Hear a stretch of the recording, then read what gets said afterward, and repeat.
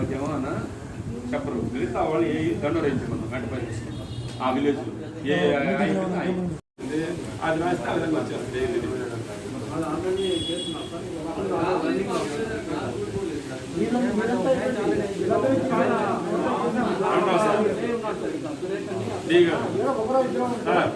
రేపు ఇస్తారా? ఏ తూం కింద ఏ కింద ఏ చెరువులు ఉన్నాయి అంటే ఈ బ్రాడ్ టైంలో ఏ టచ్లో ఉండకపోతే ఇబ్బంది వస్తుంది. నువ్వు వేసి ఏ ఆయకట్టు కిందకి ఏ చెరువులు వచ్చినాయి ఏ ఉన్నాడు ఆ ఏ కింద ఎంత ఉంది పొలం వాళ్ళకి ఎవరు ఏ విలేజ్లు వస్తాయి ఏ విలేజ్లు కూడా. అంటే మా కావలి నియోజకవర్గంలో మొదటి పంట పుష్కలంగా పండటానికి ఒక్క ఎకరా ఎండిపోకుండా ఒక ఎకరా రాకుండా ఎక్కడా లేదు ఆ విధంగా రావటానికి. అదేవిధంగా ఈరోజు రెండో పంట అరువు కావచ్చు గోగోలు కావచ్చు దగదెత్తి కావచ్చు అక్కడ ఓయి పంటకి, అదేవిధంగా కావలి గోగోలు మండలంలో మెట్ట పంటకి ముఖ్యంగా అవన్నీ కూడా రావడానికి దీనికి కారణం మన రాష్ట్ర ముఖ్యమంత్రి జగన్మోహన్ రెడ్డి గారికి, అదేవిధంగా ఇరిగేషన్ శాఖ మంత్రులు అనిల్ కుమార్ యాదవ్ గారికి ప్రత్యేక ధన్యవాదాలు కూడా తెలియజేస్తా ఉన్నాం. అందరికీ నమస్కారం. ముఖ్యంగా ఈరోజు ఈ సమావేశం మన కావలి నియోజకవర్గంలో రెండో పంటకి నీరు ఇవ్వాలనే ఉద్దేశంతో ఈరోజు ఈ సమావేశాన్ని ఏర్పాటు చేయడం జరిగింది. ఈ సమావేశానికి విచ్చేసిన ఎస్సీ గారికి, అదేవిధంగా ఈ గారికి, డిఈ గారికి, జూనియర్ ఇంజనీర్కి, అదేవిధంగా ఏఎంసీ చైర్మన్ సుకుమార్ రెడ్డి గారికి, ఇతర వైస్ చైర్మన్ శ్రీనివాసు గారికి, మీడియా సోదరులకి అందరికీ కూడా నా ధన్యవాదాలు తెలియజేస్తున్నాము. ఈరోజు కావలి నియోజకవర్గంలో జగన్మోహన్ రెడ్డి గారు ముఖ్యమంత్రి అయిన తర్వాత దాదాపు ఒక కావలి గోగోలు మండలం తప్పిస్తే మిగతా మండలాలు అన్నింటిలో కూడా రెండో పంట వేసుకునే దానికి అవకాశం ఇస్తూ ఉన్నాము.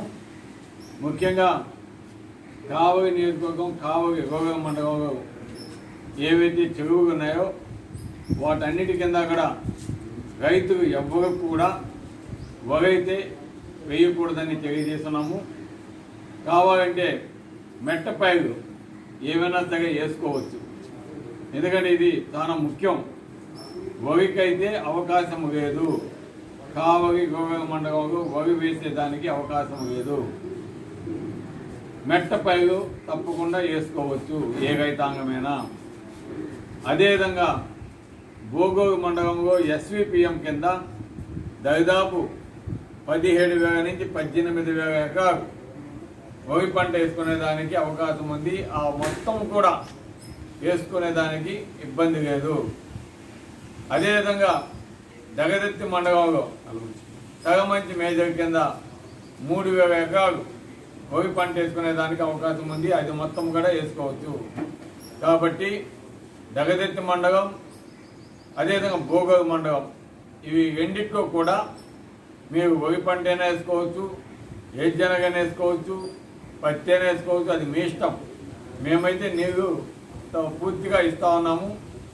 కానీ కావలి గోగోలు మండలం ఒక్క దాంట్లో మాత్రం నీరు చెరువులన్నిటికి కూడా ఎండాకాలంలో ఎవ్వరికి తాగునీటికి కానీ, అదేవిధంగా పశువులకు కానీ ఇబ్బంది కాకుండా, అదేవిధంగా మెట్టపై పండించుకునే దానికి ఇబ్బంది కాకుండా వీటన్నిటికి కూడా మొత్తం నీరు ఇస్తా ఉన్నాం. 7వ తారీఖు మంచి రోజు. ఆ రోజు సంఘం బ్యాగేజీ నుంచి మన కావలి చెరువుకి నీరు వదులుతా ఉన్నాం అని కూడా తెలియజేస్తున్నాం. మొట్టమొదటగా ఒక వారం రోజు కావలి కాలువ ద్వారా దిగువన ఉన్న చెరువులన్నిటికి కూడా నీరు పెట్టడం జరుగుతుంది. కాబట్టి పైన ఎగువ ప్రాంతంలో ఉన్న ఎవరు కూడా మోటారు పెట్టి కొట్టడం కానీ, దొంగతమ్ము ద్వారా నీరు తీసుకొని పోవడం కానీ చేయొద్దని తెలియజేస్తా ఉన్నాం.